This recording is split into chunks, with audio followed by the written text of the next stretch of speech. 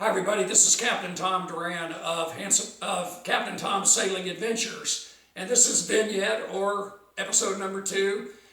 This is going to be a one-shot wonder for you cinematographers out there, so bear with us. We have software coming to edit the films and everything, but I want to get some of this content out because actually I'm practicing on my YouTube channel right now as we speak. My wife Linda, Miss Linda is what I'll refer to her as, is in the series. Miss Linda is filming this right now, and I've got some items over here on the floor that we're going to be taking back to the boat down in Matagorda, Texas in the next week or so to help complete the rebuild of the boat so we can get underway for the west coast of Florida. So I'm going to come to the camera now, and I'm going to start shooting, and I'm going to keep talking. So here we go. Thanks, Linda. Okay. Over here on the right, we've got a couple of big game rods right here, and you can see those are old style reels right there.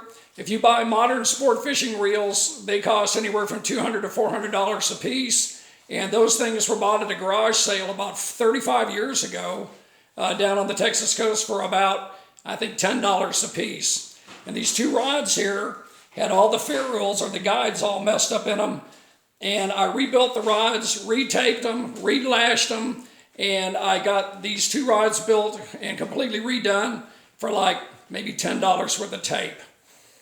If we look over here to the left, you can see an Iridium Extreme satellite telephone, and these things ordinarily retail from $1,500 to $2,000 a piece, depending on what you buy with them. And I bought that at a nautical garage sale for $300, and the way I could see if it worked or not is I called the company, and the serial numbers were still up in the phone, and I said, is this a functioning unit? And they said yes.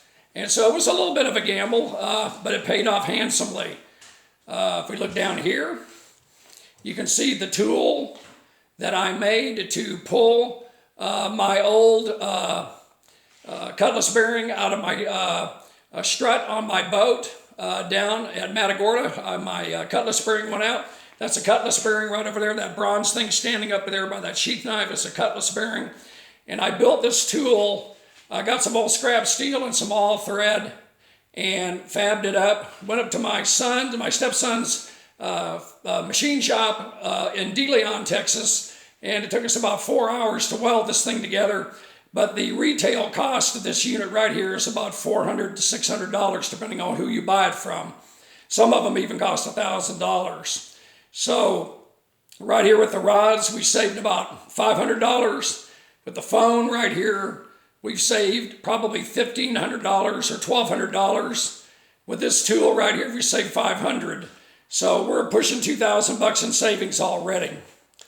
Those two things, those little curved things are the collets. I made that out of a piece of pipe nipple that I got at the Home Depot. And I had a machine shop in Lampasas say, oh yeah, I can fabricate those for you for about $200.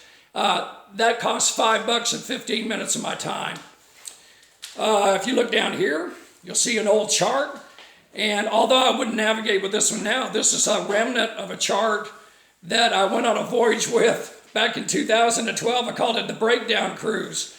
Linda and I rebuilt an old Formosa 41 ketch, and it was really plagued with engine problems. I got an old used 4108 Perkins in it that just constantly caused problems. And I was on the phone with the people up in White Marsh, Virginia, at a famous diesel company up there, which I'm not going to mention on camera. But the owner got to be good friends with me because she was sending me parts all the time.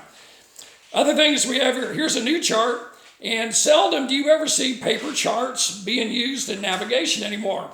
If you look down here carefully, you can see the Texas coast. If you look really, really carefully, you can see Corpus Christi Bay, San Antonio Bay, and Galveston Bay. And we're down there between Galveston Bay and Corpus Christi Bay right now at Matagorda, Texas, at the Colorado River locks. That's where we're either going to fix the boat underwater or I'm going to have her hauled out. And where we're going to go is across the Gulf down here to Bradenton, Florida, which is right there in the Tampa Bay area. It's about 965 nautical miles, which is over 1,000 miles from where we are right now. And we have paper charts all over the boat. I'm a great believer in paper. The thing about electronics is while they're lovely, and I've got them on the phone, on the boat, if they go out, then you're naked out there, man. And I've learned the hard way that, believe it or not, in the Gulf of Mexico, which is nothing more than a giant lake if you really look at it, if you head anywhere except, a little bit south of east or dead southeast, you're going to run into Cuba, Florida, or Yucatan if you're heading across the Gulf. So you really can't get lost too badly. I knew an old black man that used to sail out of past Christian, Mississippi, that said, man, they didn't even use anything but a compass to go down to the fishing grounds down off of Yucatan right over here on the Campeche Bank. So that's really interesting stuff.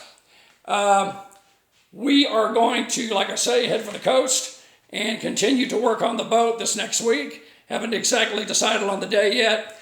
And I hope that you've enjoyed this second installment of Captain Tom's Sailing Adventures. And this is just some of the paraphernalia that you can accumulate.